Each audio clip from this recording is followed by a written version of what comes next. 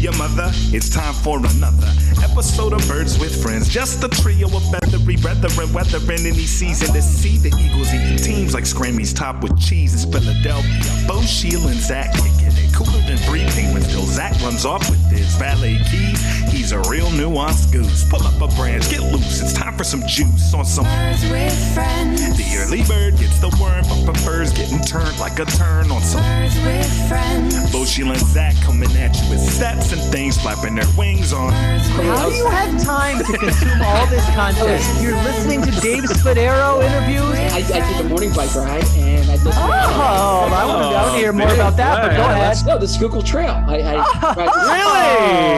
Wow. Yes. Ladies and gentlemen, welcome to Birds with Friends, a new era of Birds with Friends. The new theme song has dropped. Zach and Sheil, how are you, gentlemen? We are live on YouTube. Easily the most exciting moment of my day, week, month, whatever you want to say. It was right there when I thought the regular song was playing, but I heard trio. And I said, wait a minute, I'm not the most observant fellow, but I know that's not the usual song, but I should be asking Zach. I don't know why I'm talking. Zach, you're officially a part of Birds. You're in, baby. Like a year and a half later. I appreciate the inclusion.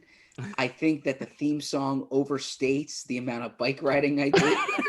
It caught me on a day when I was bike riding, but nonetheless, I appreciate the inclusion.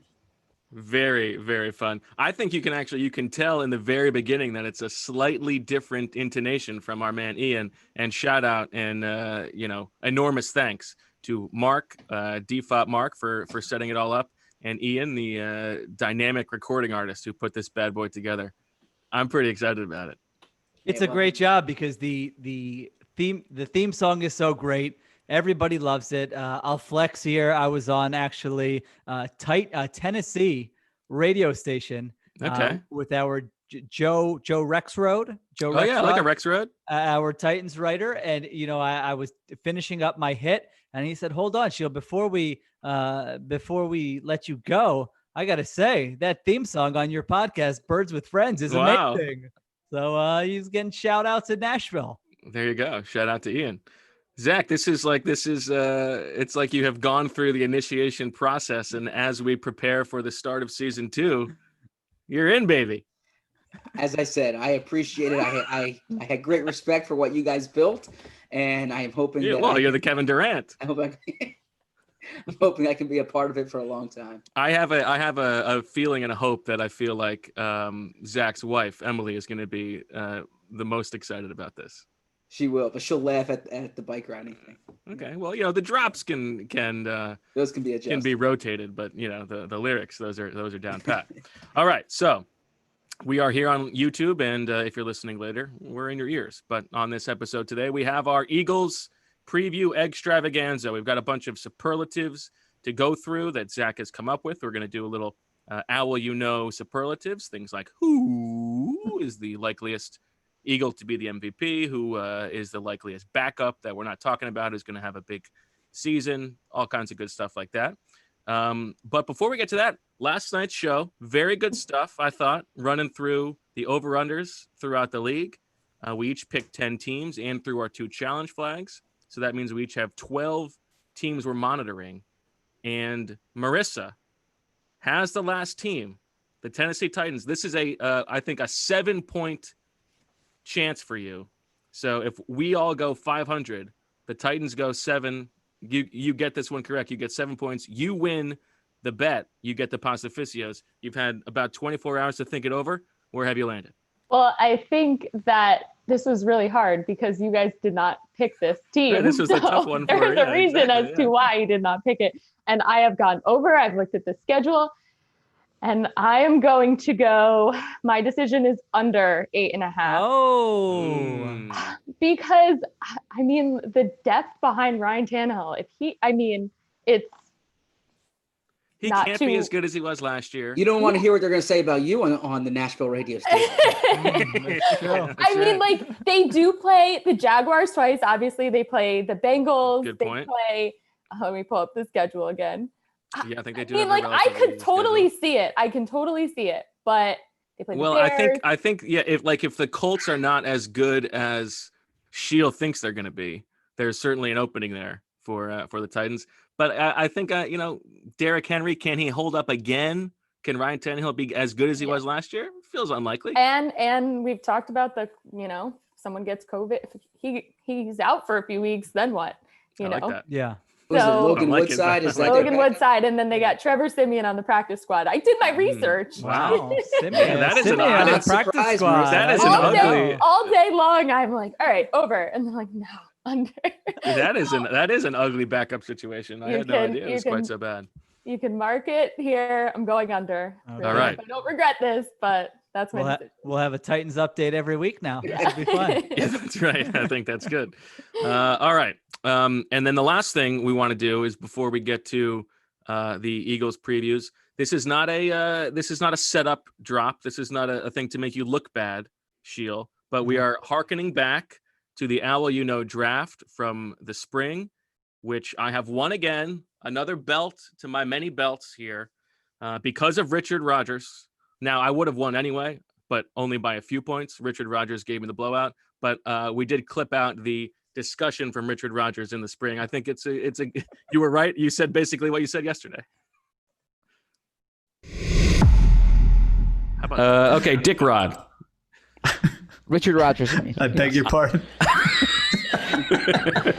I think Richard Rodgers is like there's a really good chance that he signs with the team in like week 5 of next season when they need an emergency tight end. Why? What? Why? I have him at 10.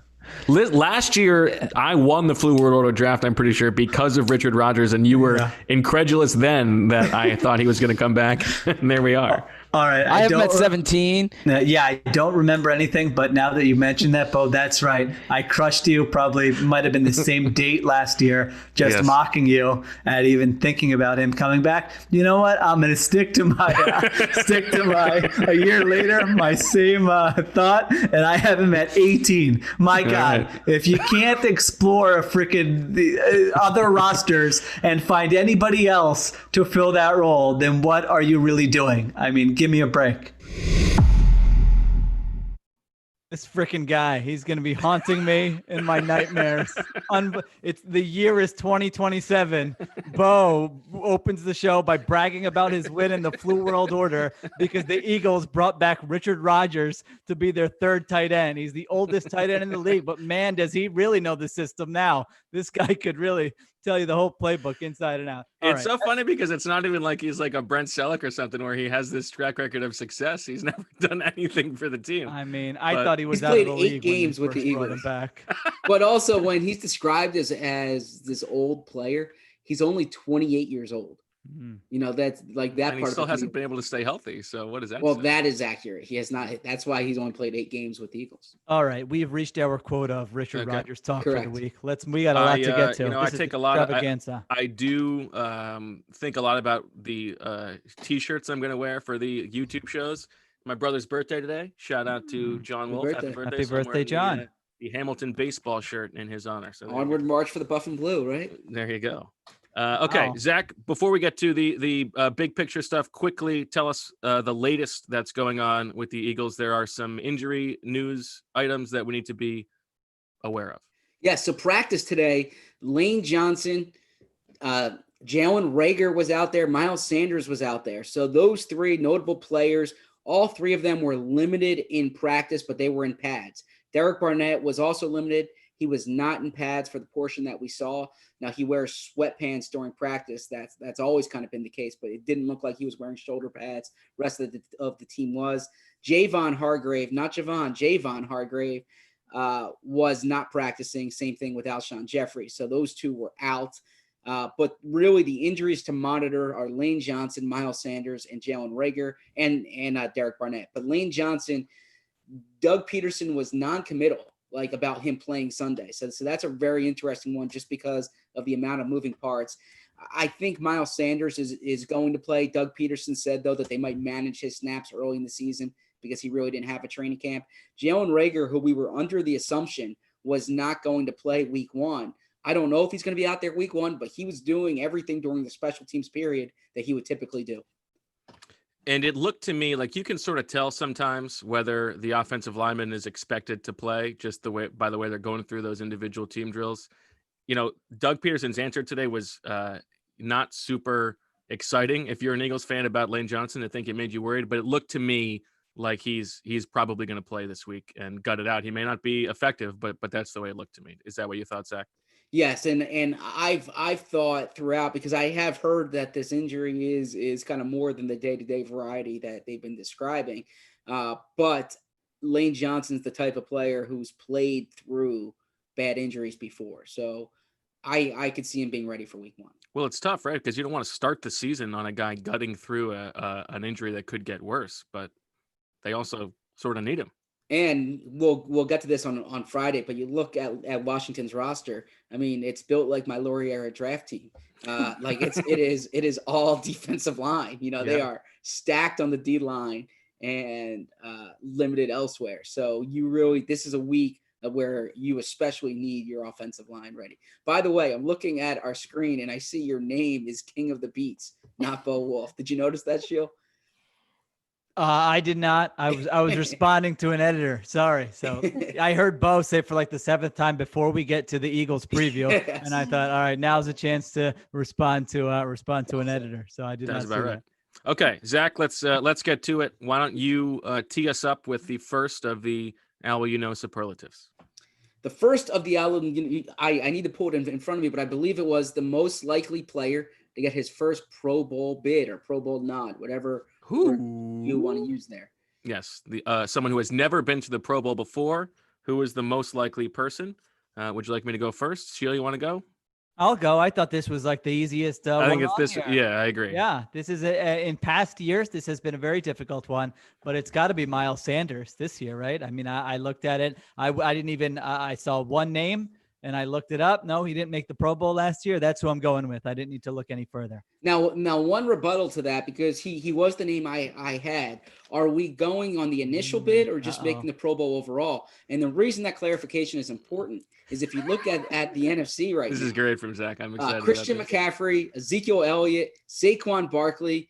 There's Alvin Kamara. That's true. Mean, there's Dalvin Cook. Yeah, I just named 5 running backs who are probably, you would say, better than Miles Sanders, all in the NFC. Yeah, that's good. It matters. It has to show up on his Pro Football Reference page as Pro Bowl. Right. Okay. I agree. Which it so just that's means any bid. Yeah. Right. He can get in like as the 7th guy. Yes. I have Sanders too. I think that's the right bet. The other 2 guys I wrote down, Dallas Goedert. I think there's a path there if Zach Ertz gets hurt. Right. That seems like a pretty easy path for him actually. And then you're going to be excited about this one, Cameron Johnston.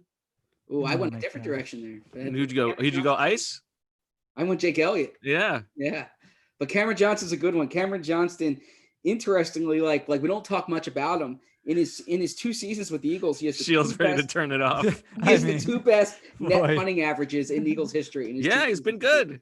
Been really good. It's funny remembering how awful he was in training camp in 2018. Marissa, if YouTube's about to crash because our traffic's just through the roof with this punter kicker talk, then just let me know. We'll come up with a solution. There is a lot of people watching and a lot of good comments in the chat. So. I am frustrated that when we did this exercise last year, I did not pick Rick Lovato, who made his first Pro Bowl. But I'm going Jake Elliott, who has improved his percentages on field goals and extra points. Last season, he was at 84.6 on field goals, 94.6 on extra points. We know he has a strong leg. He's been a clutch kicker. I can see him making his first Pro Bowl appearance. Hold on. You went back and listened to last year's episode of this nonsense to see who you picked? No, it was a written article. This was a written article. Still, a little bit too much effort for my liking. It's not like he was listening on the bike this morning. It was a quick glance. Okay. That was an easy one to start with. Why don't you take us to number 2? So this is the starter who is not getting enough attention. Okay, take it. Okay, I'll go.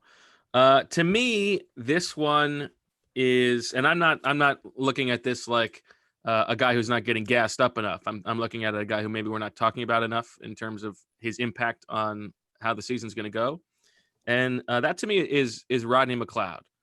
And I think a lot falls on Rodney McLeod in, if we're going to believe that this secondary is overturned. Like, I buy that Rodney McLeod is fine taking over like the leadership role and stuff like that. That stuff's all good to me, but he is a 30-year-old safety whose, game relies on good athleticism, and he could fall off the cliff. Like, there's this light bulb or flashpoint play from training camp that sticks in my mind of him getting burned for a touchdown by Elijah Holyfield, who we know is like one of the slowest running backs in the league. And that worries me. And McLeod, missed a bunch of tackles last year. And I know, Sheil, you've said that you think he was pretty good on film last year, maybe his best year that you've seen from him over the past 3 years, but things can go quickly for him. And if they do, especially with Will Parks out, all of a sudden it's our boy Marcus Epps out there. And this revamped secondary is all of a sudden basically Darius Slay and a bunch of castoffs. Yeah, I've got McLeod for a different category, so I'll save my take for him a little later, but I don't disagree with anything you said. Zach, who do you have for this one? I had Jalen Mills, and we've given him attention, but I think Jalen Mills is poised to have a big role, obviously replacing Malcolm Jenkins in there. I think if you measure him against Malcolm, that's a tough curve, but I think he's really going to have an impact on this team. I like the way he's played during camp, and I think that's someone who deserves attention.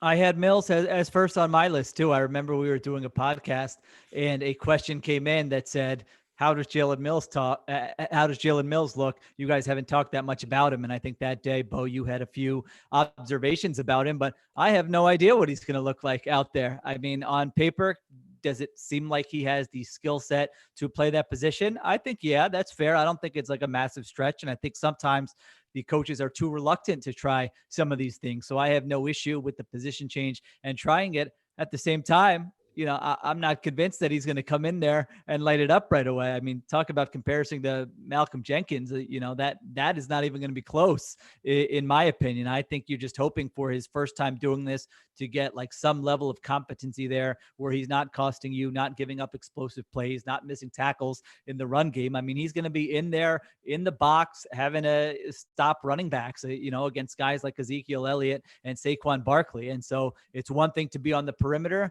and be a good tackling cornerback when, the runs bounce to the outside. It's another to be right in there, and whether you're taking on a tight end or somebody else. So I do think he's a really interesting player going into week one. And it's so interesting from, Jim Schwartz perspective. I sort of asked him about this the other day. Are you looking at flex? Yeah. Oh yeah. I finally got called on for a conference call. I couldn't get a Deshaun question in today, but I got to ask Jim Schwartz about Jalen Mills. Do you think that was festering inside there? It definitely was.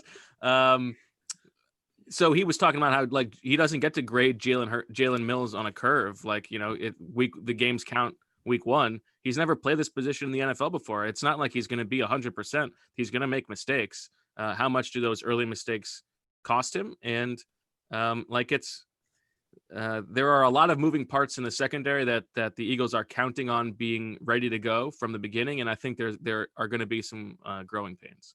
We have a Coach Flynn appearance in the YouTube chat. Wow. Oh, a lot of star power. I feel like the other viewers are a little starstruck here. He says, Brian Flynn, first time, long time, missed the first 43 minutes of the pod the other day. Did you ever discuss the results winner of the Flit Squad draft? I'll hang up and listen. #flex. Nice job out of him. Loyal That listener. is a terrific comment. All right, Zach, what's next? Yeah, so the next one on the list is the current backup most likely to make a significant impact. I think you're up first for this one, Zach. Yeah, so this might surprise you. Who am I describing here? He's 6'5", he's 251 pounds, and he runs a 4.5 40. Who am I describing? I don't think Coach Flynn is quite 6'5". Otherwise, I thought, For the sake of time, I'm describing Josh Sweat. I've mentioned those measurements quite a bit. It seems every time I'm talking about him on this podcast, on radio, I'm giving flex. those. Yes, that is a flex there. I'm giving those measurements. I think he's poised to have I don't want to say a breakout year because I don't know if he's going to have the snaps to have a breakout year. But everything I've seen during camp, everything I saw last year, the opportunity, the player, the playing style, I think he's going to get pass rush opportunities. He's going to be the third defensive end, and I'm going near double digits. I mean not double digit sacks. I'm going in that 6 to 8 range. So above 5 sacks. What, he had 4.5 last year? Yes. Okay. Now you said you gave one of your Z-Berm definitive statements there that he's the third defensive end. No, so I think he should be. I should say. Okay, but if you had a water gun to the midsection, more snaps, him or Vinny Curry this year. You love the gut shot. Who do you got?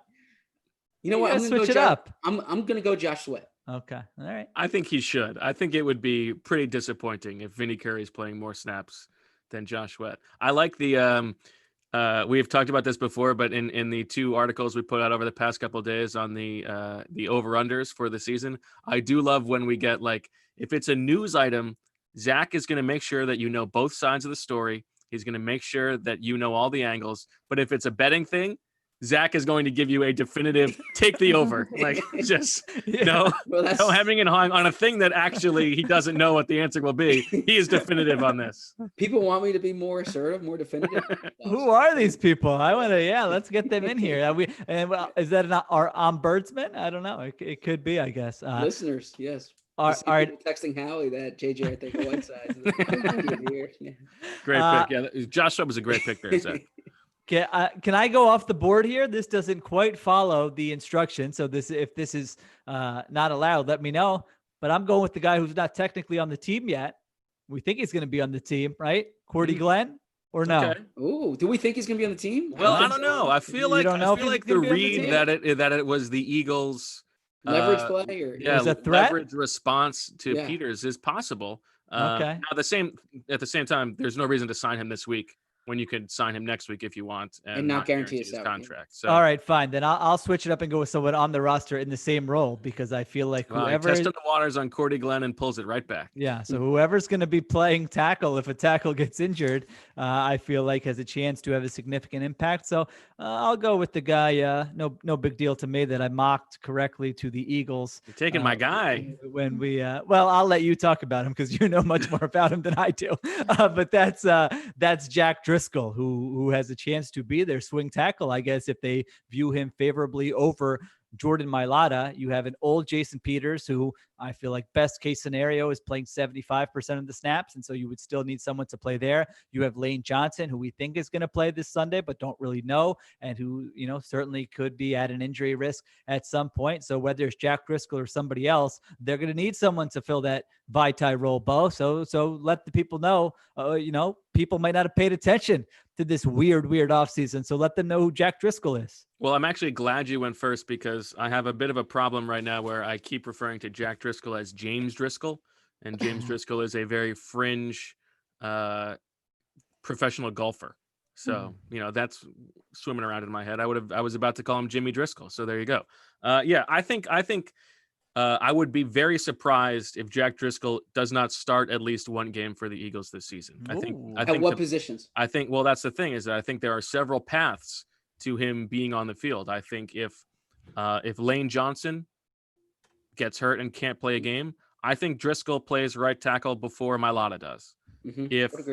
If Jason Peters gets hurt and can't play left tackle, and say Cordy Glenn is not on the roster, I think that maybe Mailata goes to left tackle, but maybe Pryor goes to left tackle and Driscoll goes to right guard, or maybe Driscoll goes to left tackle.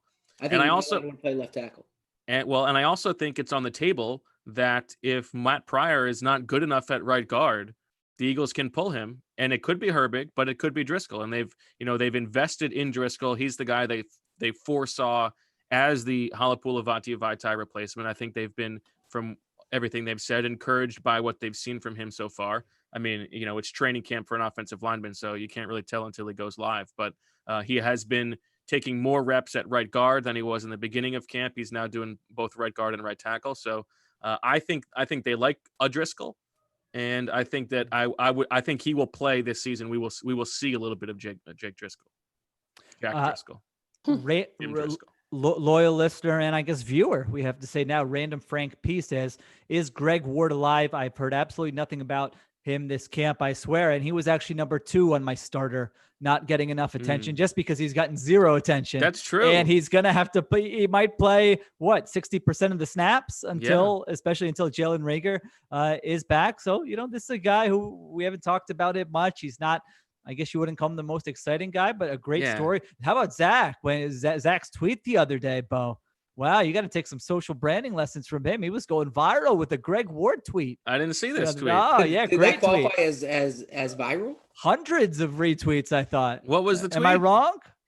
I'm not keeping score. No, give me a break with this not keeping score. We know you're keeping score. I'm talking to the Berman text family. at all hours of the day because you're keeping score. I'm going to talk to the little Bermans.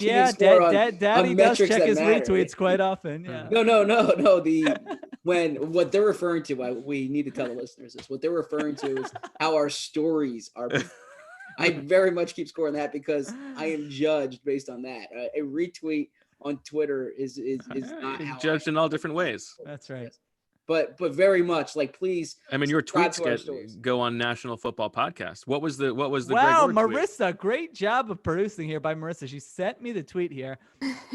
Here was the tweet. This is Greg Ward's 4th summer with the Eagles. He was waived on cutdown day each of the past 3 years. He was signed the next day to the practice squad each year. For the first time in his NFL career, dramatic pause, Ward made the 53-man roster. And how many likes do you think this bad boy got, Bo? Give me. Oh, but wow, I was underselling the retweets here. Unbelievable engagement here from Zach. What a story told in those several characters. All right, let's get on to the next category. Give me, I'm gonna guess 1,433 likes. 7,400 likes. Wow. Who is the former social media employee on this podcast? I thought it was Bo. This is such an odd conversation. How many retweets are we talking? Literally, I spend hours upon hours on our stories. That tweet took 30 seconds. Nice flex. 30 seconds and 7,000 likes. Maybe it's time to start spending 30 seconds on your stories. Please, I've taken that approach. Please read our stories that are up. Zach has a big story coming tomorrow. Yes, I have a story tomorrow morning. Stay tuned for it to drop.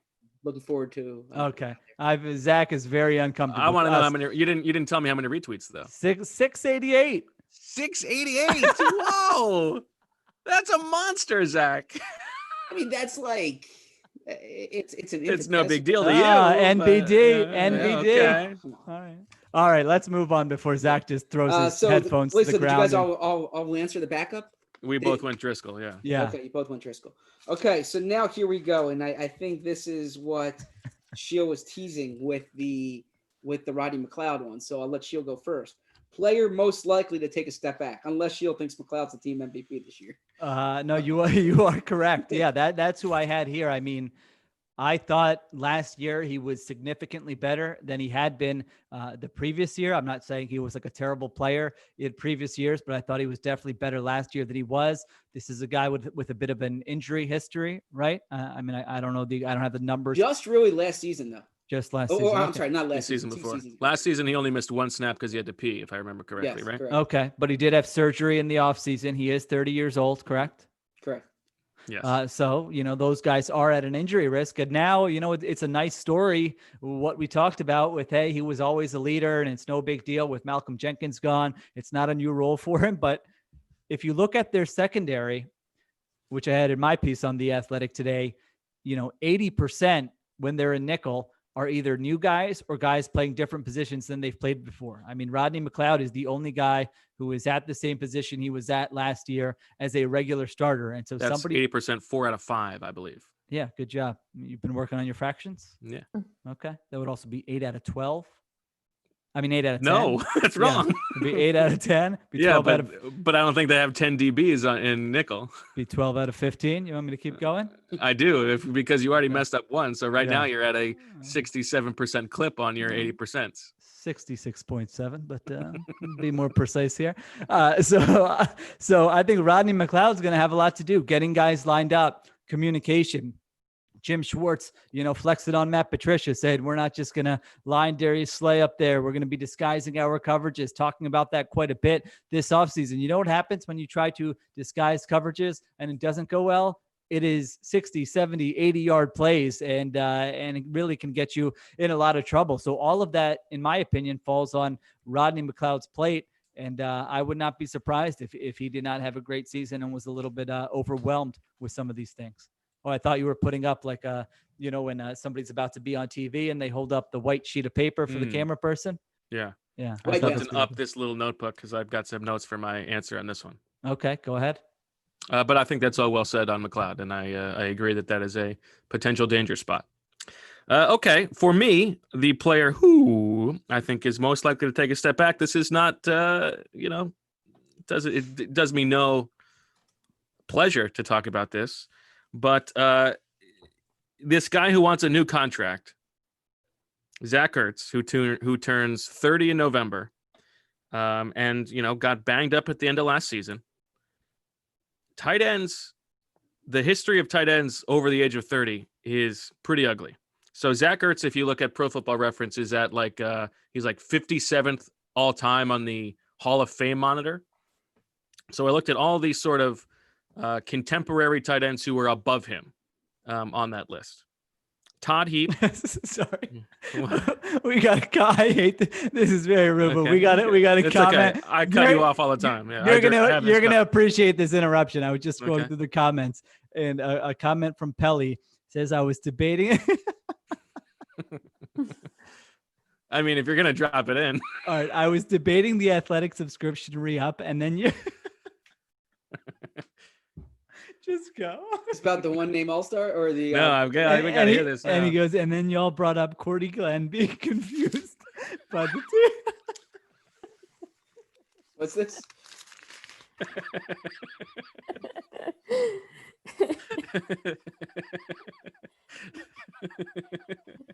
Would you like me to? I love. Wait, Marissa, can you read? I don't have it in front of me. I full interruption. Debating the athletic subscription re-up, and then y'all brought up the Cordy Glenn being confused by the Taylor brothers. That was the funniest moment in Birds with Friends history. This is how we're selling subscriptions. I hope they're watching. Right. I hope our bosses are watching. I thought that was very funny. Great comment. That is funny. Okay.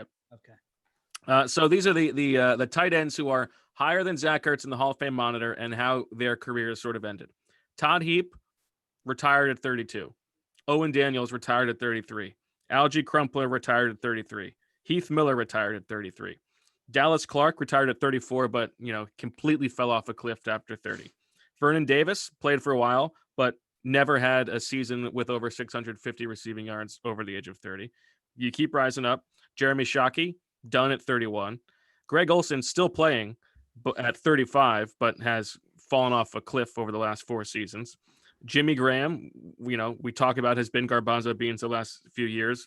Had an okay season at 31. That was it. Gronk retired at 21, now back at 31, or 29, back at 31. Antonio Gates, okay, now we're talking about like the best tight end, one of the best tight ends of all time. He was good over the age of 30. And like Zach Ertz's game, which Hold on. What was the qualify? What was the category here? This is just tight ends who are like, these are like sort of contemporary tight ends who had better careers to date than Ertz has had. Oh, okay. Gotcha. So these guys were even better than Ertz. Okay. Now Ertz is like, he's probably better than some of those guys, but his game is like, it's not like he has athleticism to lose. Like he's winning on the margins with, the leverage and the route running and stuff. Like I'm worried that he can sort of fall off a cliff. And this is why, like, it's good roster building to have a guy ready to take over in Dallas Goedert for him. And if you really believe in saying goodbye to sentimentality, like this is an easy decision to move on from Zach Ertz. And like, yes, he's Carson Wentz's best friend. That's great. And he's done a lot for the organization. He caught the game-winning pass in the Super Bowl. But if you are going to say that you don't care about that and you can't afford to care about that, this is like, you got to play hardball here because you have a guy who's ready to play in the prime of his career at that position. Zebra, what do you got? You're a big Ertz guy. Yes, I mean, I love an Ertz. I hear those stats. I think that there's a solution that can be found. Now, if it needs to be Travis Kelce or George Kittle money, then I do think that is too much. But I think there's a middle ground that can be found, and I think Zach Ertz is going to remain effective into the early years of his next contract because his game does not rely on speed and athleticism. Yeah, but that's such a slippery slope. Like if your game doesn't rely on speed and athleticism, if you no longer have baseline speed and athleticism, it's hard to win. Well, how long was Jason Witten? Well, so that's what I was going to go with. That's a good one. Witten That's is the one. Witten is the guy, right? And that's the guy who Ertz has patterned his game after, and he's still playing at 38. But are you going to pay for after the age of 30? These are Jason Witten's yardage totals. 31, pretty good, 851 yards.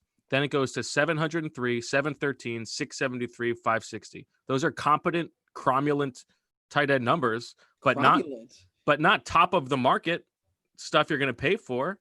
And that's one of the best of all time. Fair point.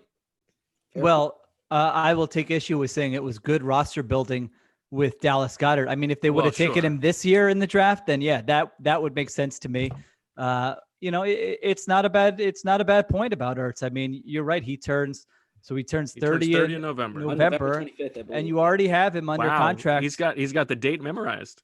Is that his birthday, November 25th? No, November 10th. November 10th. Okay. I think you have to leave the pot. We can't have that type of mistakes. That's not good enough. But you have him under contract for his age 29 season and his age 30 season already. Right. So, I mean, we will see what they are willing to offer and, what he is seeking. And to be fair, it does seem like they are holding some kind of line based on, the agent Fed reports that was out there a couple days ago. So we'll see what happens. But, I would not be eager to sign Ertz to a big money contract.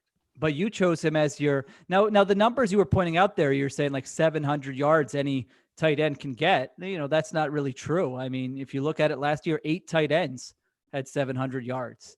If you're looking at above average, let's say like top 12, it was 570 yards. And so, well, yeah, but it's not just can he get that, but can he give you more than what you would get from Dallas Goedert there?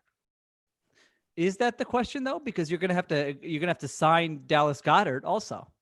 Yeah, but wouldn't you rather sign Dallas Goedert? I mean, let me look at.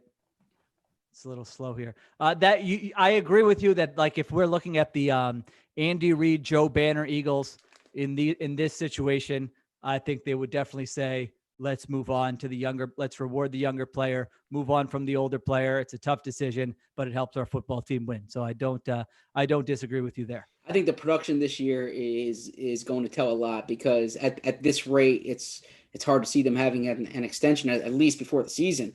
So maybe something gets done during the year, if at all. But I really think that his production this year will tell that story. Shout out to Coach Flynn. I've got my Medieval Times cup working on here. Here you go. So I am up, and I'm going to go Brandon Graham. Brandon Graham is 32 years old. Okay, he had 8.5 sacks last year, but 3 of those came in that Jets game, which was just like awful. And most of his, and when I say awful, like the Jets' offensive line quarterback situation that day, not the game itself. One of the worst situations I've ever seen. And a lot of his production, yes, a lot of his pass rush production during the past few years has come when he's bounced inside and been an interior rusher.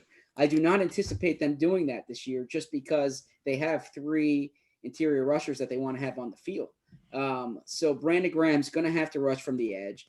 I don't think he's as effective running from the edge. He's obviously a great player in recent Eagles history, had the biggest sack in Eagles history, Eagles immortality, an incredible story. But let's be honest here. He's never had double-digit sacks. He's in year 11 this year, correct? And I think that when I say a drop in production or taking a step back, he might be between 5 and 8 sacks, and you can probably get that production from somebody who costs less than he does. Boy, Brandon Graham and Zach Ertz. Good way to get the listeners pumped for the season, guys. Way to go. These two Super Bowl heroes are just going to fall off a cliff all of a sudden in 2020. Graham is a tough one because I thought Graham was I hear what you're saying with the Jets game, but I thought overall he might have been like their best defensive player last year. I thought he was the Chick defensive player of the year. I don't know that it's true that that the majority of his sacks came from the inside. Yeah, I would have to. I mean, certainly that has happened. I don't know what the splits are and would need to look that up. But I don't know. I feel like defensive linemen can mature a little later or still be good into their mid-30s. You know, a guy like Jason Pierre-Paul got, I think, a 2-year, $25 million contract this offseason. Graham has been very durable here. I mean, I'm looking at his Pro Football Reference. He's played. He hasn't missed more than one game in a season since 2011, it looks like. So he's been very durable. So I don't know. I mean, maybe he is hitting his peak. I mean, I thought last year was kind of as good as well as he's played. I mean, certainly the last 3-year stretch here, you could say, but you are right. I mean, we had to do this project for that you'll find on The Athletic, I think tomorrow. It's sort of looking at every team over the next 3 years and which teams are best positioned to have success. And we looked at a number of different categories, but one of them was the Patriots come to mind. Well, yeah. One of them was roster core, like not including the quarterback. You know, the quarterback was a separate entity. And we had a good discussion about it. And I was just like, all their good core players are going to be 30 by the end of the season or are already over 30. Like you look at some of these other teams and, you know, they've got like 4 Pro Bowl caliber players who are 25, 26 years old. And I think obviously we've talked about this before with the Eagles and age, but Graham certainly falls into that. Graham, Kelsey, Lane Johnson, Ertz, Fletcher Cox, all these guys are going to be 30 or older going into next season. It's the opposite situation from the 2016 Eagles, the team they inherited. And when I say they, I mean Doug Peterson, Howie Roseman, where they had this collection of ascending players. And just the drafts the past few years, and especially trading those picks in the Carson deal, and then trading in the Darby deal, things like that, they just don't have the same amount of young talent coming up. I do want to mention one other thing here. Fantasy football draft season is upon us. Due to quarantine, it's very possible that you might have Matt Pryor's hair in your pants. That's why our partners at Manscaped have partnered with us to make sure you don't gamble on shaving the same way you like to gamble on football. When it comes to men's hygiene, Manscaped is as good and safe as Christian McCaffrey in a PPR league. The Lawnmower 3.0 is the best hygiene tool for the modern man. Because of their ceramic blade and skin-safe technology, your nicks and snags will be reduced. This is the perfect protection needed for your franchise quarterback. For a limited time, subscribers get not 1, but 2 free gifts. The Shed Travel Bag, which is $39 value added, and the patented high-performance anti-chafing Manscaped Boxer Briefs. 20% off and free shipping with the code TheAthletic20 at manscaped.com. That's right, get 20% off and free shipping with the code TheAthletic20 at manscaped.com. That's 20% off with free shipping at manscaped.com and use code TheAthletic20. It's time to boost your hygiene with the absolute besties with Manscaped. Lots of comments in the chat. People love that Z Berm is finally in the intro song, but there are some questions about why Marissa was not included in the intro song. So she's like, please. Just trying to distance yourself as much as possible. No interest. A lot of comments about Zach's attire today. Philip says Zach looking sharp as a 4-letter word. Tyler saying Z-Berm looks like he's taking a business meeting in first class. I like that. You do see the business people. They love a half zip, you know. They're on the move. Yeah. I like a half zip. It feels a little early for the half zip. I agree. Yeah. Wow. Basically summer. How you feeling? Is it cool in the house?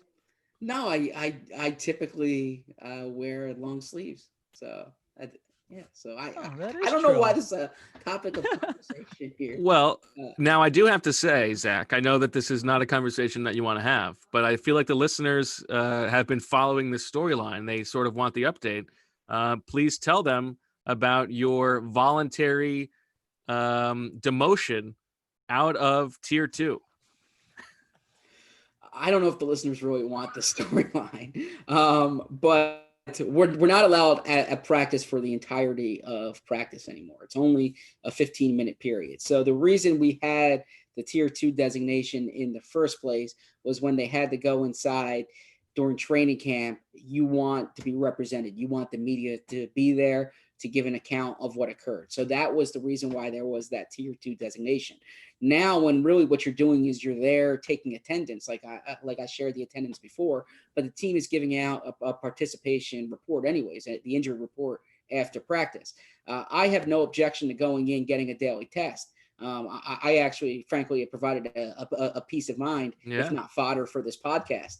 That being said, there were unintended consequences, or I wouldn't even say consequences, implications, such as testing during travel. We're still trying to figure out our travel situation in terms of covering games this year. How do you do that on travel days when the team's not there? You don't know where you're going to be. Seating in press box. I would have to sit separate from Bo and from all the other reporters. I would need a separate. Nice. I would have jumped all over that. Yeah, I would have volunteered. I would have my own bathroom. It gets better. Like a Tier 2 bathroom. There were just. Anyways, I don't know why this is a topic of conversation on the podcast. In any event, it made sense that at least for the time being, let's just have everyone Tier 3. And those days when it's raining so hard that they practice indoors, we would go off the injury report on those days. It just seemed the benefit wasn't worth all the things that went into it from the organization side and from the reporter side. That being said, it's still a flexible policy. We'll see. And that was a minute and a half that was totally unnecessary. Well, listen, there's a serious leadership vacuum in this country. And if we had people leading the way like Zach, the egalitarian at heart, making sure that if it's not fair for everybody, he doesn't want to get the benefits, we'd all be in better shape. How's the communication, do you feel, Bo? What do you mean? With those emails, is it too excessive? All the email from you updates? as the leader? No, I don't think it's too excessive. As the president, yeah. Yeah, okay. Hail to the chief. All right, where were we, by the way? We're on... Lewis says, my girlfriend hates when I watch live BWF. Well, she'll be a fan. It's it takes a while to get used to. She has to practice the same face Marissa is able to pull off, where it looks like she's paying attention, but really has other things going on. Michael wants to know, what bit is ZB going to use to get out of today's pod? He already used the equipment malfunction. Maybe go with the my Wi-Fi is dropping today. I'm actually precariously close to my computer dying here, so it's possible we may have me being the one to. All right, well, let's go. It's funny, we talked about this being a 1 hour podcast. It's already 7:51. That's true. Zach's got a fantasy. That's all right. I'll do it on my iPad in front of me. Okay. All right, let's go. Let's get to some more of these. So team MVP, and I hope I can change the rules on the fly here. I think we should do team MVP besides Carson Wentz. Is that a fair? Well, I got a whole Carson Wentz thing ready. Okay, give it to us. Carson Wentz. Yeah. Well, I don't know if it's a whole thing, but we can include Carson Wentz, but I just think the quarterback is an obvious one. Flexes and then he backs down. Let's hear it, Bo. I mean, it's not so much. I just wrote down some notes. That's all. But I mean, I think it is Carson Wentz because everything they have done this offseason seems to me to be to try to make this, Carson Wentz's team. That from reworking the offensive coaching staff, bringing in Rich Scangarello to help maybe move the pocket a little bit, as Sheil has so well defined, the difference between how Wentz performed last year inside the pocket and outside the pocket, fourth best in the league outside the pocket, below average inside. They tried to rework the wide receiver core. I think we disagree with the way they went about that, but it should at least be better than last year. And I think if you have real optimism about the Eagles this season, it has to be because you think that Carson Wentz is going to have a 2017 like season. And then the other thing is, I'm probably too much of a sucker for this, but I buy into the fact that he's probably in some better standing in the locker room now with the way that he has sort of handled the things that have gone on this summer from a social justice perspective, and being a listener and a vocal leader on those things. I don't know that stuff matters on the field, but I think it maybe leads to less behind the scenes sniping and stuff like that. And I think I think Arrow pointed up towards Carson Wentz, the new dad. Okay. I'm realizing now that I sort of misinterpreted the question, and I sort of answered most indispensable Eagle. Is that all right? I mean, yeah I think I'm curious as to how you misinterpreted just team MVP. I thought it said team MIP. MIP. Okay. Yeah, I think there was a typo, and it must have been a typo in Zach's text or email there. Carson Wentz, obviously, if the good things happen, he's going to be the MVP. I think Lane Johnson may be the most number one overall pick in the Flit Squad draft for a reason. It really feels like they are one, like a Kelsey or a Lane Johnson injury. I feel like might just torpedo their season. Yeah. Now, maybe a Driscoll surprises you. Maybe a Mailata is better than you thought. Wouldn't that be something? What if Mailata comes in and just like tears it up? Wouldn't that be amazing? And Baldy's just like I told you. Yeah, he's a gamer. Yeah, it'd be great for us, by the way, because he is like an outstanding quote. So that would be wonderful if Mailata's, talking frequently. Yeah, it'd be funny if both he and Joe Osman are just perennial Pro Bowlers. And it turns out that all those summer battles was just like the two best in the league going after each other. That would be something. Yeah. that really would be something. So, all right, I don't have much more to say about Lane Johnson. Yeah, that's pretty obvious. I had Lane Johnson too, and I thought that he was playing real well at a point last year. Then he got the concussion. He got the ankle injury, and I just thought the second half of the year. I don't want to say people forgot about him, but he got a contract that made him at that point the highest paid offensive lineman in the NFL for a reason. I think he's an elite player, and if he's healthy, he'll play like that. The next one, team leaders in rushing, receiving, sacks, and interceptions. And I think we can all agree on rushing. This was from last year when it was more of a question, so we can even take it receiving, sacks, and INTs. All right, I can take this one. For receiving, I have the guy who Bo thinks is going to fall off the face of the earth this year. I have him too. And really? I mean, that's the smart bet. Yeah. Yeah, Zach Ertz. I thought you're already making him Todd Heap here. I mean, he might lead the team with 780 yards receiving. Well, this is the thing, actually. I mean, if you look at it, does it not feel to you guys like they're trying to capture something they had in 2017? As I was thinking more about this roster and how they didn't go out and get a big name wide receiver and what they did with the offensive coaching staff. I mean, maybe this is something we've discussed before, maybe something you guys had thought of like 6 months ago, but just when I was writing today, it really felt like that on a number of levels. And so that year, Ertz was their leading receiver with like 823 yards or something like that. And I think they want to have a similar sort of formula this year. So I've got Ertz leading them in receiving. I've got Fletcher Cox leading them in sacks. I was thinking that would be very good for them. I think he's going to bounce back. I don't think he's at the age where you say last year was like the start of just a huge decline and the guy can't play anymore. I think he can still play.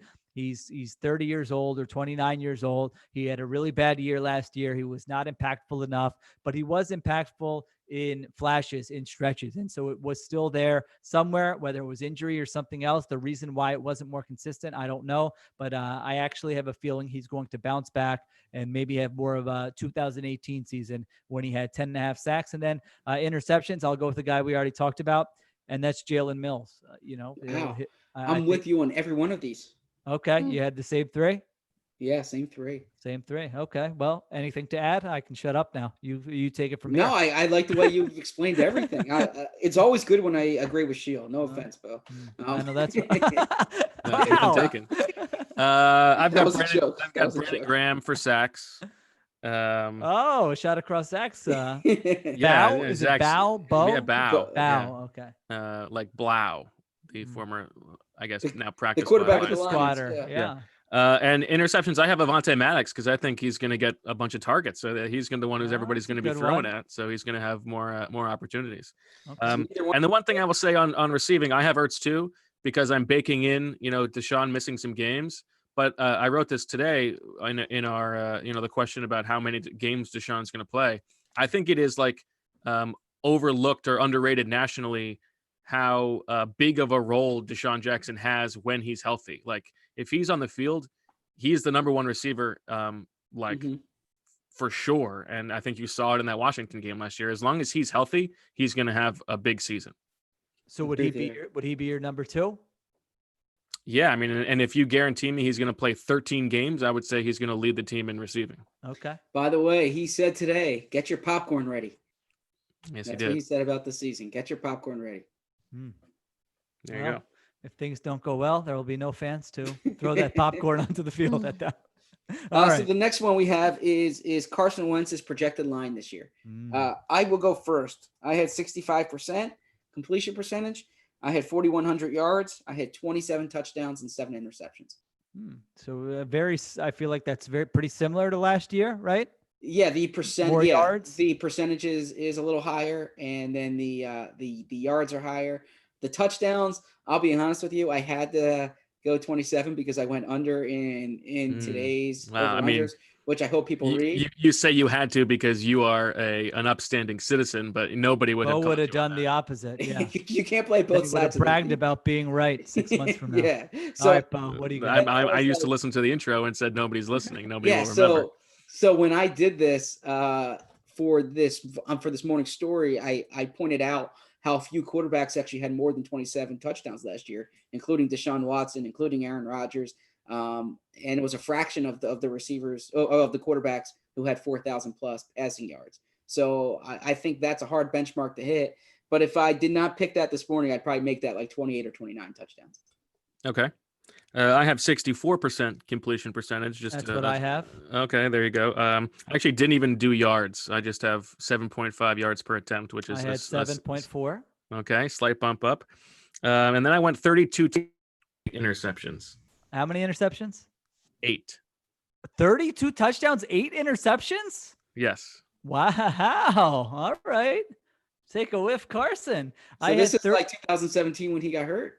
Numbers. Yeah, I think so. Without the yards. And now the touchdown thing, I think, as we talked about in those over-unders, there's a lot of room for his touchdowns to grow because he did not have a lot of long touchdowns last year, and that should be a part of the offense more this year than it was last year. I think he had only 5 touchdowns of 25 yards or more, and there were, almost 20 guys who had more than that. The flip side to that is there's maybe some regression in the red zone because he's always been so good in the red zone, and that's maybe not quite as sticky year to year, but I do think that it is a skill set of his that is good.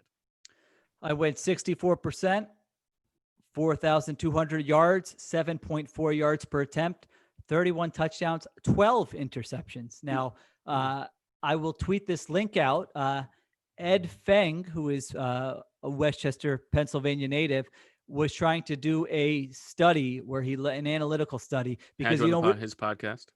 Yeah, and so we always talk about turnovers are random from year to year, and so he was trying to figure out, is there a way you can predict them a little better? And I think what he found, and I haven't combed through it all the way yet, so this might not be totally accurate, but from what he was saying during the podcast I did with him, he was finding that if you threw a lot of passes that defenders got their hands on, pass breakups, these different types of things, that you were more, you were getting lucky if you had a low interception total, and that would kind of show itself eventually. And so one of his theories or, going forward is that Carson Wentz's interception percentage might not be as low as it has been in the first 4 years of his career. So maybe I had that in my head and bumped that up a little bit to 12 interceptions. Well, we know, of course, about the interceptable passes that he had as a rookie, right? Sorry. Okay. Got to take some pot shots for 2 people who get that joke. Yeah, I'm sure you're taking a shot at somebody. I have no idea what you're talking about. The joke. Okay. It was it was someone who used to be a nano. You don't have to be. You don't have to call out to me. I mean, just let it live for the people who get it. Yeah. All right. Some comments here. Really quick. Someone says, I'm just here for Zach's stock tips. Someone else says, I'm just here to find out where Zach went on vacation. There's a question a lot of about people interested in. People are I mean, you have taken over. You're literally. the star of the show. There's no doubt about it. Somebody asked about Zach's brothers, how many brothers he has. Yeah, he's got lots of brothers. I'm one of 6 kids. I have 4 brothers and a sister. Wow. He has lots of brothers. Thanks, Bo. Lots of brothers. Someone wants to know about Birds with Friends merch. Now, we still have the T-shirt shop open, Bo, right? But it's with the hipster logo, right? Which was a great logo. It's true. It's true. We do need to get the merch back up and going. Okay. Philip says, don't forget to like the stream. That's right. Hit that thumbs up right there. Now that's good not job enough. by Philip gassing us up. Yeah. Hit the thumbs up, then go to your Apple podcast page, leave a review or rating, then unsubscribe, resubscribe, do all that good stuff. I did see a little bump in the numbers for the last one. All right.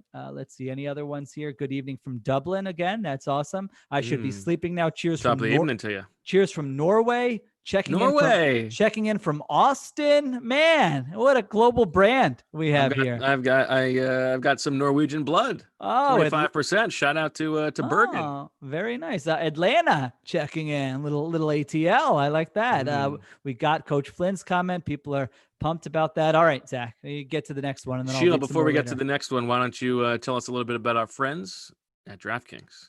I can tell you all about them. I got to tell you, this isn't even in the promo, but man, you got these, they give you these 33% profit boosts on these NBA live bets. Outstanding. Man, that's a daily venture for me, but on the football end, also very good. And football is here 2 days away.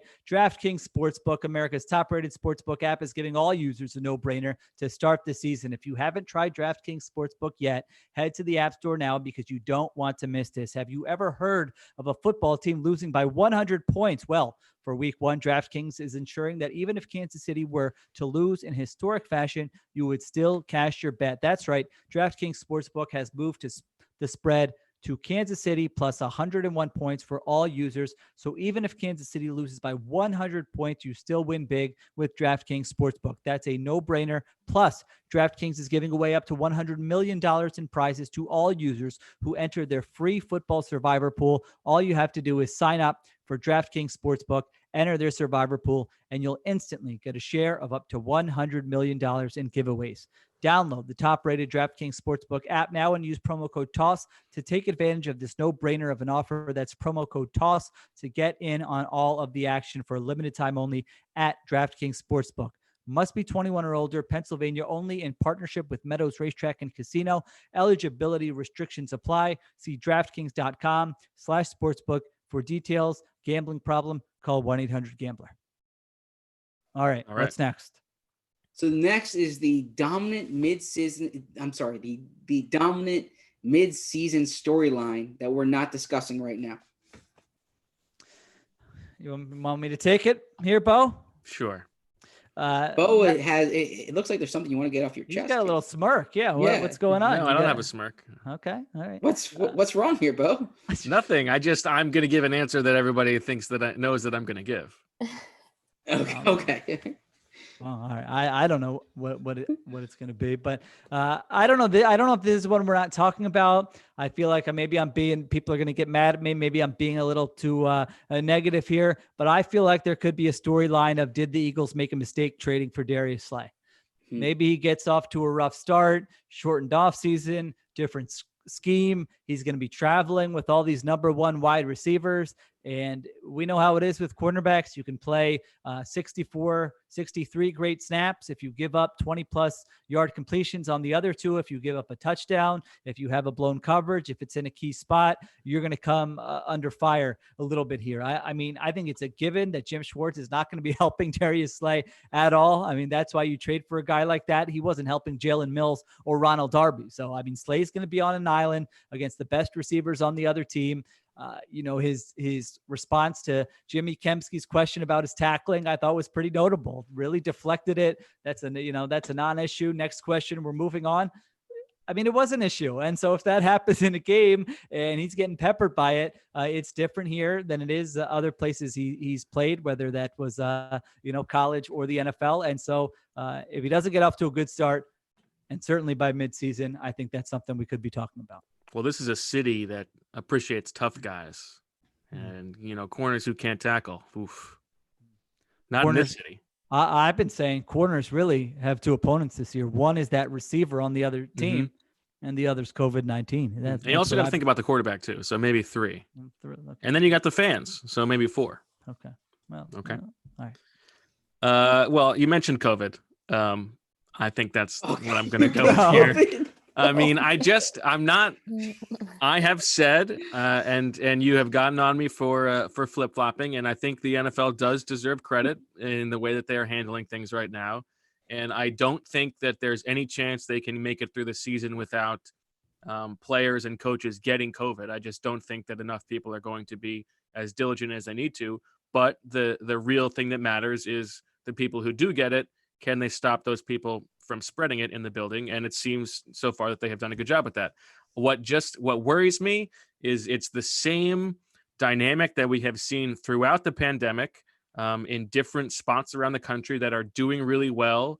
And everybody sort of loosens up. They feel like we've got this thing handled. They're a little bit self-congratulatory. We're doing better than other places. And all of a sudden you give this thing just a little bit of air and boom, things blow up again. So I already sense from the NFL a lot of like back padding, and we've got this thing under control. There's no safer place than being in this building.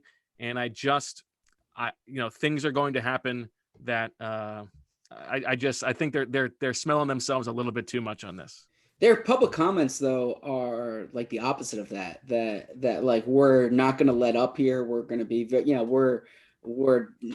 it's human. I mean, it's human nature. It's human nature to let up a little bit. And look, I don't mean to get in an argument here. I'm just saying the facts. Initially, the testing was only through training camp. They've now extended the testing, and I'm far from an expert in this area, but I think you are actually sort of an expert here because you've been through the testing. No, but what I think the key in this is daily testing, because what daily testing does is it detects someone who contracts it, and that should limit the spread if someone does contract it, and I think that is why this has been very effective. And the example we saw with Doug Peterson backs it up. By the way, Bo had the second question with Doug Peterson today. Game 1. So it's week 1, the Wednesday press conference. You know how these press conferences are, Sheil. Bo gets the second question. Bo, do you want to say what the question was? Yeah, well, I said, it was a fair question. I was just setting it up. It's a fair question because he hasn't been asked about this since it first happened. And I just said, legitimately, there are all these things about after effects of having COVID. How are you feeling? How do you feel? And he was like, I couldn't tell if it was serious or sarcastic. I think that it was sarcastic. Yeah. He was like, oh yeah, I'm doing great. I really appreciate you asking. He doesn't want people knowing that he had COVID. Everybody already knows this. It's a realistic thing to ask you about, but I didn't take too kindly. I just read the transcript and so he said that I really appreciate you asking. I thought it was sincere. So I wasn't sure. And the more that I think about it, I think it was sarcastic. Okay. Well, I thought you were actually going to say that my question to Fletcher Cox, which was about, their 8 captains. And he said, the league is allowing teams to have 8 captains this year because only one captain is allowed to go out for the coin toss.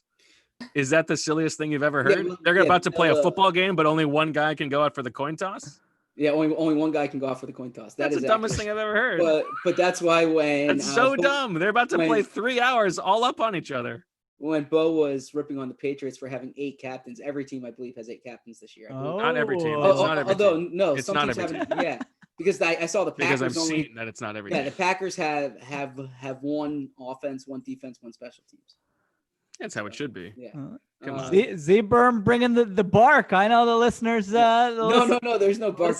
Listeners certainly like that. I don't know what's going to happen. I think there is a difference, though, in hot spots around the country, getting comfortable, and acting a little recklessly, and the NFL, because of what Zach was saying, the resources available to them, the protocols in place.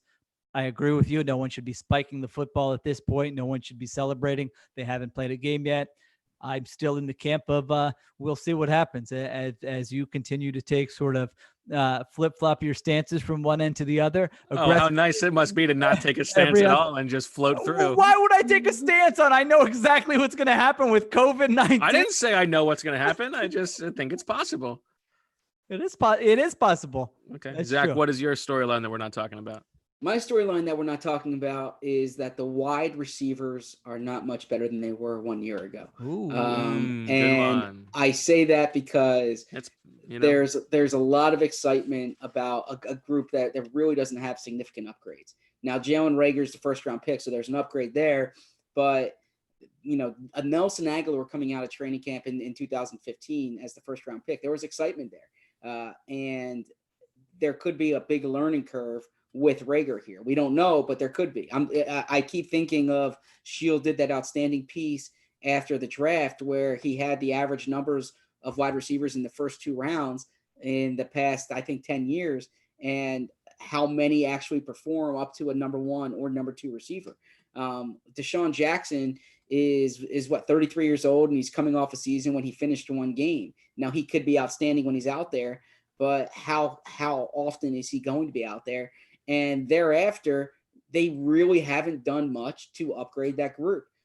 So I think that it's exciting to kind of talk about John Hightower and Quez Watkins in practice, but I don't know if they really represent significant upgrades over what they did last year. And I wonder if the expected return of what Jalen Reagor is going to provide this year is more than the expected return of what you expected of Nelson Aguilar a year ago. Yeah, it's completely fair. That number Zach was referring to there for first-round picks as rookies, I think it's over the last 10 years here. I think it's 541 yards is their average rookie season. And that does not really stack up to a number 2 wide receiver. So he needs to be better than average among first-round picks. That's Jalen Reagor.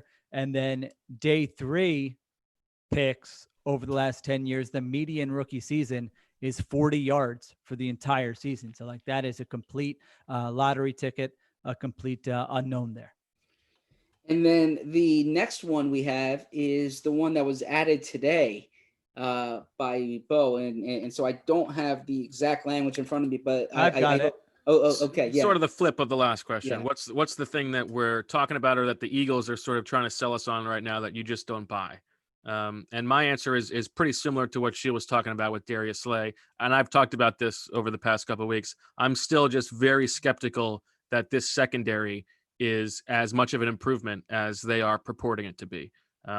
Because even if Darius Slay is better than what they had at the top of the cornerback depth chart, if opposing offenses are able to just take advantage of Avonte Maddox, or if Rodney McLeod takes a step back, or if Jalen Mills is not ready for prime time at the new position, I think they're still in trouble there. And it's not so much that it matters to the overall record, because we've seen that the Eagles can overcome a mediocre secondary and still make the playoffs. It's more of a matter of you put all this money and all these resources into making this the focus of the offseason, and the opportunity cost of that could have been used on the offense, which makes more of a difference.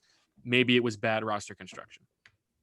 Yeah, I had a similar one. I mean, I went more specifically with I'm not buying what they're selling about Avonte Maddox, and even Jim Schwartz said Nickel Roby-Coleman, right? That he's comfortable playing him on the outside. Yeah. Come on. I mean, yeah, I don't buy that. I don't know how that's going to go with either of those guys. I don't know how Jim Schwartz is going to use them. I don't know how much confidence he's going to have in them. I don't know if he's going to switch things up if there's a certain matchup, but just sort of that other outside cornerback spot away from Darius Slay. I need to see that with my own eyes that they're going to be okay there. And so mine is, and they haven't said this with their words, but they've said it with their actions, that linebackers don't matter. And I'm not here suggesting that you need, to pay big money for 3 linebackers or for 2 linebackers. But I do think that it's not a position that you can just be negligent on. And what they're doing here is really trusting guys who either haven't done it or haven't done it consistently, or in the case of Duke Riley was benched in Atlanta. I think that there's a medium between what the Eagles are doing and what you're seeing elsewhere. And so I would really point to that. All right, good one. What do we got? What's next? How many more do we have here? Has Zach made some picks? Has Zach made any picks yet in his fantasy draft? Yeah, I mean, it's about like 5 rounds in now. I mean, it's already 8:20, so this thing's rolling through. I'm sorry, I felt bad. Yeah, no worries. This is my job. I'm paid to do this. Well, I don't know about that. I'm pretty sure we could stop doing this. And no one at the company except for Marissa would notice. And your paycheck's not going to be any different. All right. I believe the next is the Eagles win the Super Bowl if. Yes. I'll go first here. Sure. So the Eagles win the Super Bowl if the offensive line holds up. Like, the offensive line is not a problem. The defensive line is what they expect it to be, and Darius Slay is the number one corner that they think he's going to be. And then obviously there's these other variables too, Carson Wentz. But I have confidence in Carson Wentz. I have some skepticism about the wide receivers, but I believe that if people are healthy, they can scheme it up. I think the offensive line is a major question mark here. I think the defensive line can't be good. It needs to be great for them to be a top team. And they have so much invested in Darius Slay. He needs to be special. Feels like you put a lot of stuff in there. Yeah, I mean, I thought we were picking one thing here. Jeez. Like 18 things. I mean, this is the reporter asking, like, all right, this is a 7-part question, Doug. First of all, I mean, come on. It's funny. I just have if they win the last game of the season. You would have that, yeah. I have 9. I have 9 words written down for this. Okay, all right, let's go. So I'll go with mine. They'll win the Super Bowl if Jalen Reagor is this year's version of AJ Brown. Ooh, how about that's that? A good one. I gave you the numbers, but there are outliers. Like if it could even be Terry McLaurin. Yeah, if he's one of the best wide receivers in this class, I think they've got a real shot. All the things Zach mentioned are true, but man, can you imagine if you add that and Deshaun Jackson is playing 12 or 13 games? Then you've got the tight ends. Now you're talking about, I mean, Miles Sanders. Then you're potentially talking about a group that's better than you had during that Super Bowl season. So that's in play. Is it the most likely scenario? No, but I liked Reagor a lot coming out of college. And so if he happens to be that guy right away, I thought he looked the part in training camp, then yeah, absolutely. I think they have a Super Bowl ceiling. I think that's a good one. I think that's well said. I just have, if Carson Wentz is his 2017 self, but that's sort of an easy answer. So I feel like that's the type of answer you would crush us for if we gave. Probably. Okay. So now the Eagles will have a disastrous season if. To me, this is if there is, Sheil has already talked about it, but if there's one more significant injury along the offensive line, or if the offensive line just becomes a disaster, it's a really bad thing. Not just because it craters the season, it puts Carson Wentz's health in jeopardy, but there's also, I mean, there's no easy fix here because they've used a first-round pick on a left tackle who may not ever start for them. They have Lane Johnson and Brandon Brooks locked up, and both of those guys are over 30. Jason Kelce is maybe 1 or 2 years left. And if this season is a disaster on the offensive line, that tells you that the guys who they have as young backups have not performed well. And if that's the case, you pretty much have to rework this entire thing this offseason, and that's not likely to happen. And they don't have a lot of cap space to work with, so it's not an easy fix. And if this, like that is to me, they are like teetering on the edge this season because of the state of the offensive line. Exactly what I had. I said if the offensive line falls apart, either because of age or injury. I mean, we're talking mostly about injury, but what you said is correct, Bo. I mean, Jason Kelce's play could decline. Isaac Seumalo, I thought he was fine last year. It's not like he's a Pro Bowler. If his play slips a little bit, if he's dealing with a nagging injury, all of a sudden left guard becomes a weakness. So there's kind of a lot of balls you're juggling, or balls in the air, or however you want to say it. But they need to be healthy. They need guys to maintain their level of play, or just have a little bit of a drop off from last year. Yeah, so I would agree with that, but the way I'm going to phrase it, just for the sake of saying something different here, is if they have a bottom half of the league offense. And the reason I'm mentioning that is because I think if this offense does not show improvement this season and the season's not good, then I think big picture, Jeffrey Lurie can really look at this whole operation, and are they going in the right direction here? I thought head coach on the hot seat. No, I'm not saying the head coach is on the hot seat. What I'm saying, you're not saying it. I thought my former colleague Jeff McClain had a good piece today, really kind of about some of the changes this offseason, and we heard Jeffrey Lurie on the record say about offensive football and how important that is, and how they haven't been happy with their offense the past 2 seasons. If this offense doesn't show progress, if this offense regresses, then there's no scapegoating an offensive coordinator anymore, right? And the quarterback is definitely not going to be scapegoated at least yet, because there's just such an organizational commitment there. So I think I'm not saying Doug Peterson's on the hot seat, nor do I think he should be on the hot seat. But maybe the thing you look at then is play calling and offensive system. Absolutely. We've discussed it before that when you look at their offseason moves this year, it's very clear what ownership, and I would throw Howie Roseman in there as well, think about what the problems were last year.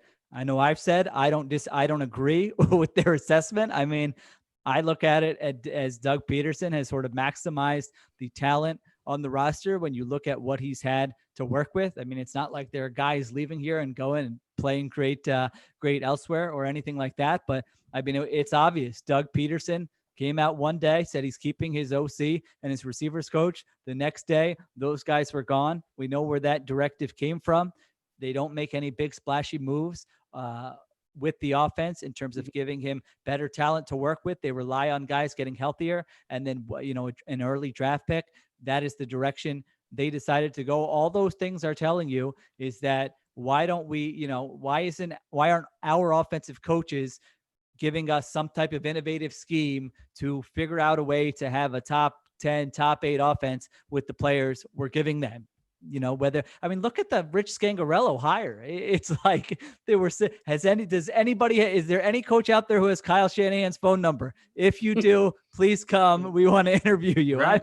I mean, this guy wasn't he didn't work with Kyle Shanahan for like 10 years, Yeah, and it was a bad offense last year in Denver. Yeah, he wasn't helping Kyle Shanahan implement his scheme. Like, the story is he literally volunteered himself. He told Kyle Shanahan, I want to be around you for 1 year in Atlanta, which, credit to him, is looking like a really smart career move here several years later. But that's what they were like. It's really about the details is what it gets down to. When you need to marry the run game and the passing game, it really comes down to the little details. And that's what Although my take on the coaching staff, and I don't think that you guys are guilty of this, but I think the big picture narrative, I think Scangarello has been overstated and Press Taylor has been understated. I think Press Taylor, for all intents and purposes, is what Mike Rowe was, but I don't think that's right. I don't think they wanted to do another just promote someone internally type thing. What's the thing? Not cauliflower ears. That's the rest of it. Rabbit ears. Yeah, rabbit ears. I mean, can't you just see Jeffrey Lurie watching the 49ers with his cauliflower ears? With his cauliflower ears. He gets out of the ring for his midday workout. Yeah, takes off it's not called a onesie. I'm all over the place today. What's the is singlet? That a unitard? No, singlet. Okay, singlet. Okay, I don't know what I'm talking about. I don't know what you're talking about. It feels like we're 3 hours in, but can you see him just seeing Kyle Shanahan getting all this credit in that playoff game against the Packers? Oh my gosh, look at this trap he called on third down and the scheme, and that wasn't the most talented offense, and look at what they're doing. Hey, we need to go out and we need to do some of that. And so it's all right, well, I mean, they are a very reactive organization. We've talked about this all the time. It was Kyle Shanahan last year. It wasn't, Kyle Shanahan was not the hot name. It was Sean McVay the year before. Yeah, exactly. And now you want some of that scheme in there, or do you want some of the Andy Reid scheme? And so now they're trying to mold it all together. I think Doug Peterson is a smart offensive coach who's up to the challenge. But the point is, I think I agree with what Zach said here is we know where the blame's going to go or how they're going to look at this if the offense underperforms. Okay, let's get to our record predictions. Let's close this bad boy up. Why don't we start with the AFC?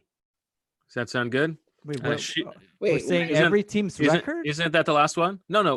We're playoff predictions, and then we get to the Eagles, right? Isn't that what we're doing? Oh, okay. Okay. I got Okay. my predictions. Now, Sheil's our public knowledge, I think, but I'll go first then.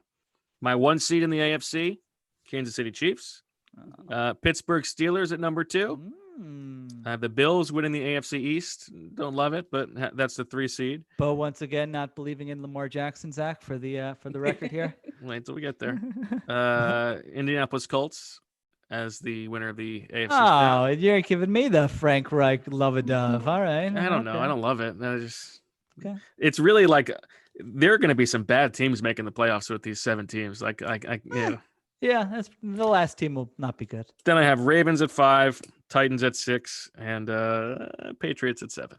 Oh, what? Your boys. You're picking the Patriots to get in the playoffs. Oh, my gosh. What a I fraud. just told you a bad team's going to make the playoffs. Oh, my gosh. I'm not the one who bet on the Unbelievable. Patriots under. That was you. I get to root for Billy Bell. He's got his In Billy We Trust underpants on. Look at him under. You can't see him here on the I've screen. always been a big Gunnar Olszewski fan. I started reading the book last night. Ooh. Yeah. You know what? I forgot they drafted the Nazi kicker. I'm going to take him out. No, but I think they cut him. Yeah, but he's still in the practice squad, I think. Oh, jeez. Talk What about a guy way- you don't what need a to keep on the practice description, squad. by the way. My goodness. What do you mean? That's what he is. All right, Zach. Who do you So have? I Wait, have. Are we just, we're just saying our 7 at first? Is that how we're doing this? Or do you want to keep going, Bo? Oh, why don't we do the 7 and then, Okay. yeah, whatever. I mean, I can take you through if you want. Yeah, just take me through. Otherwise, Okay. it gets confusing. Steelers over whoever the 7 seed is, not New England. I'll make it Houston. Buffalo over Tennessee. Sorry, Tennessee over Buffalo. Oh. A little upset. And then Baltimore over the Colts. And then Tennessee loses to the Chiefs. Baltimore beats the Steelers. Baltimore beats the Chiefs, goes to the Super Bowl. Oh, little wild card getting to the Super Bowl. Well, I guess all the teams are equal except for the first one, right? Right, exactly. I mean, they're not. It's not like the 2 seed doesn't get a bye anymore. So. Well, and what I said to you, I think I said it yesterday. I think the Ravens. I like them to take a bit of a step back in the regular season, but be more prepared for the postseason. Okay, I'll go mine quickly. I got Ravens 1 seed, Chiefs 2, Colts 3, Bills 4, Steelers 5, Titans 6, Raiders 7. Already regretting that bad boy of a pick. We've got the Chiefs versus all right, I have no idea how I did this. All right, Ravens have a bye. And then the Chiefs play the Raiders and the Chiefs win. The Colts play the Titans and the Colts win. The Bills play the Steelers and the Steelers win. That sets up Ravens versus Steelers, and I've got the Ravens. That sets up Chiefs versus Colts. I've got the Chiefs, and I've got the Ravens in the Super Bowl as well. Last year, we both picked the Steelers to win the Super Bowl, so this is not a good side. Yeah, congratulations to the Kansas City Chiefs. So I have the Bills winning the AFC East. I have the Ravens winning the AFC North. I have the Texans winning the AFC South. Ooh. I have the Chiefs winning the AFC West. I have the Steelers, the Colts, and the Patriots as my 3. Can't believe you have the Patriots making the playoffs. What a fraud! As my 3 wildcard teams. I don't love the depth in the AFC. It's ugly. I wanted to put a fun team in there, but Cleveland, I have the Chiefs and the Ravens in the AFC Championship game, and I have the Chiefs going to the Super Bowl. If we need my wild card matchup picks, I can send those along, but I don't have those at the moment. Yeah. Just, you know what you should do? Post them in the YouTube channel. No, I was going to say post them underneath your Greg Ward tweet. That way lots of people will see it. That's true. Do a little thread on that bad boy. Yeah, thread that bad very boy. Funny. Send people to your SoundCloud. Very funny. 7,000 likes for Zach's AFC wildcard picks. All right. I think we should, I don't know, should we just give, how you want to do this? I don't know. How do we do the Eagles? I got to tell you, I was looking at that schedule. I hadn't looked at the full schedule. It's a tough end of the season schedule. They could, I could see them losing 6 of those last 7 games. They got to bank these wins early. He hasn't looked at the schedule, Zach, because when we did the schedule pod, he blacked out and just didn't know what was going on. So to give a little behind the scenes, if we can, our all our stories are rated. Okay, there's like a score that we get, and I don't know the formula, but I imagine the rating that you're talking about is not really an important rating. But go ahead. But I imagine it involves like what people leave at the story, the thumbs up, thumbs down. Yeah, it's just the thumbs up or thumbs down. Yeah, and our schedule one is our lowest rated one. Like it's the lowest rated thing on my entire board. Yeah, that makes sense. And that's because the entire one was like both just like this is the week that the NFL is just gonna cease to exist. No, I just said they'd play a game and then take 2 weeks off, and then play a game and then take 2 weeks off. There you go. All right. I say just go with just do the same way, but then expand about where you have the Eagles. Okay. I have the Saints as the number 1 seed, as we talked about yesterday. I have Dallas as the winner of the NFC East and the number 2 seed. I have the Niners winning the NFC West as the 3 seed, and Green Bay as the 4, winning that division. My wild card teams, and again, this is like slim pickings, I think, but I'm going with the Eagles, the Bears, and the Cardinals. Wow, taking some swings. All right, I like it. So the Eagles, like I worry that we are underrating the floor for this team, because that end of the season schedule is tough, and we've talked about the offensive line. They could fall off the cliff. I like that bet from DraftKings. If you get plus 600 for the Eagles to finish 3rd in the division, I think those are good odds. I think that's crazy. Aren't like those are good odds? No, I think you're crazy. You think so? Yeah, they have the plus 600. I mean, these are 2 of the worst teams in the NFL in their division. Yeah, but they could fall off a cliff. This team. I disagree. All right.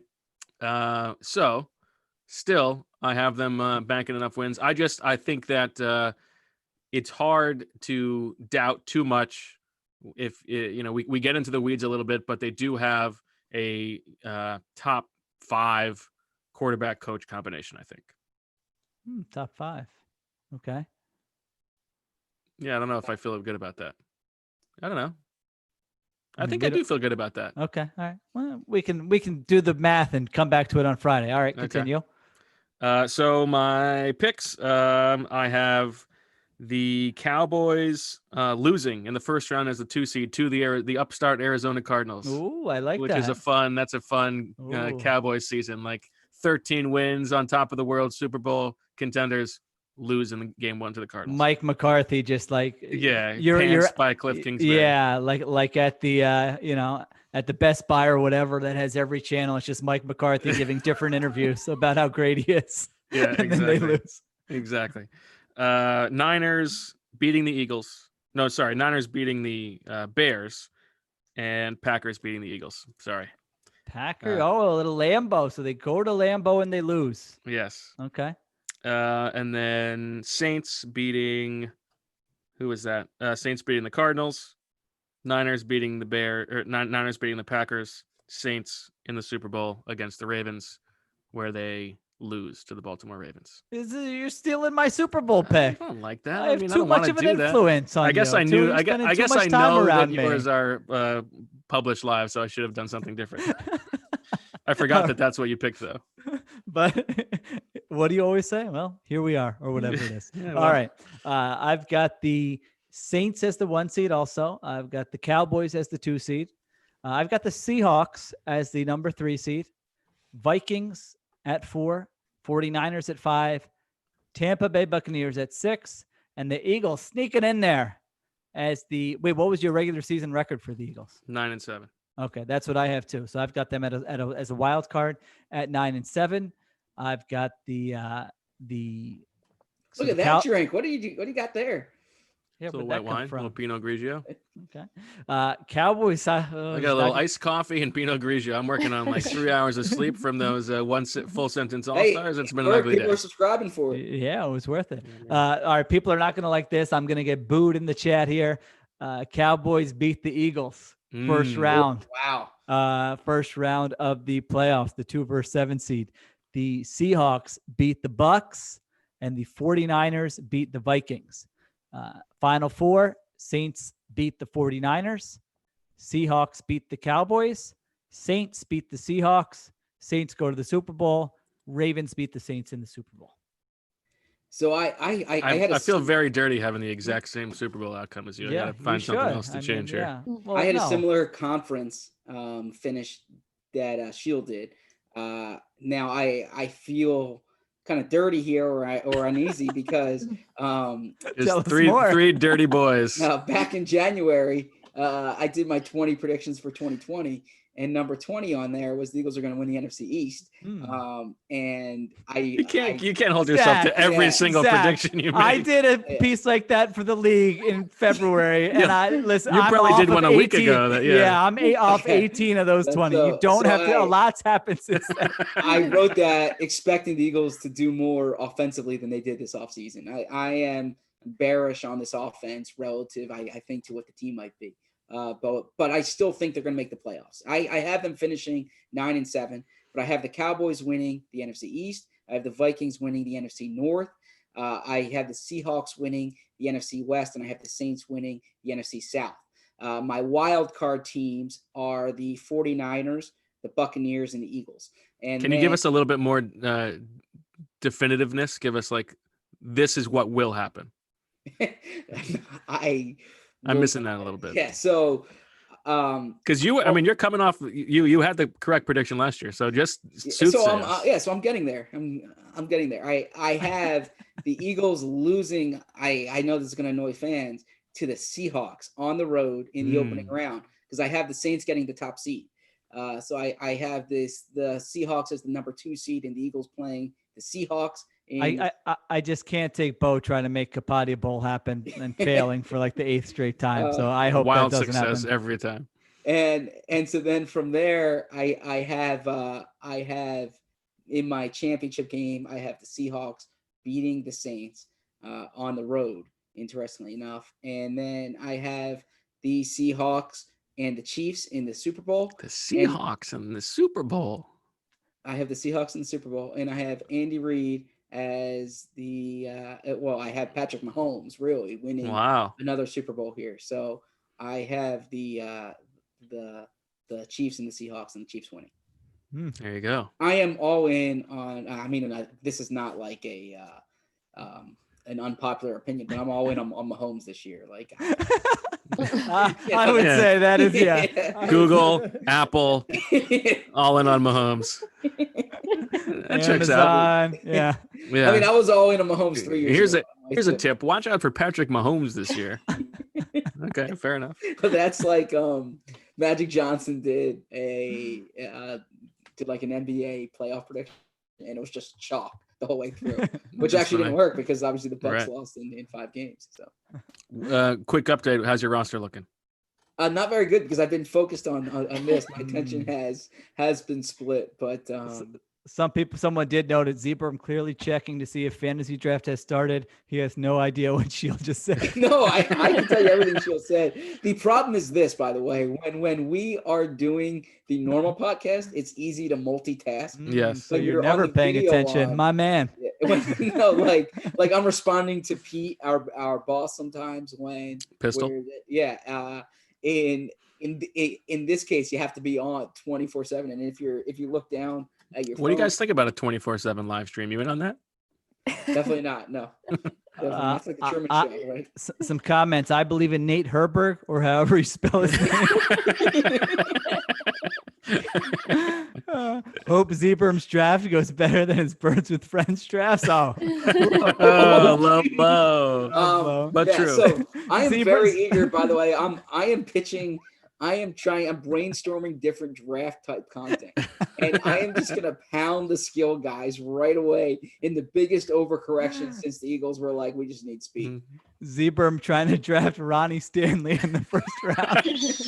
Hey, it wouldn't be the worst thing. The team that drafted Ronnie Stanley in the first round went 14-2 last year. That's very good. I like that. Gosh. Yeah, sorry I'm not saying everyone's names and giving you credit. Everyone can go and you can read the chat even when you go back over. and someone says I was joking earlier about Washington. I was doing a little Washington prep this morning, and you look at their depth chart, and there's like 5 first-round picks on that defensive line right now. Yeah. Okay. Yeah. No, I'm saying that's like it's like my Laurie era. Oh yeah, that's true. Yeah. Well, and they're one of the worst teams in football. So there you go. Someone says Marissa is over this, and then someone else wants to know where's the coffee for Marissa. No coffee tonight. No coffee. All This right. is a little too late for coffee. Yeah, I would agree. I can't believe Bo's got the coffee. Well, I got one more thing to write tonight. Bo is Bo's beverage. Your beverage intake is wild. People are just debating their favorite Zach stories. Like this is legit. This is like a big part of the chat here. Outstanding. All right, I think that'll do it. All right. Well, that'll do it for the Eagles preseason Eggstravaganza. We'll be back on. Go ahead. Someone says Bo is never getting called on again in reference to your Doug Peterson. It's true. I got shut out of Deshaun right afterwards, so that's probably right. All right. Next time I'm gonna ask, like, hey Doug, how's your love life going? Just get really personal. I mean, who knows? I'll use my questions for whatever. Why? This is live. This is live, Zach.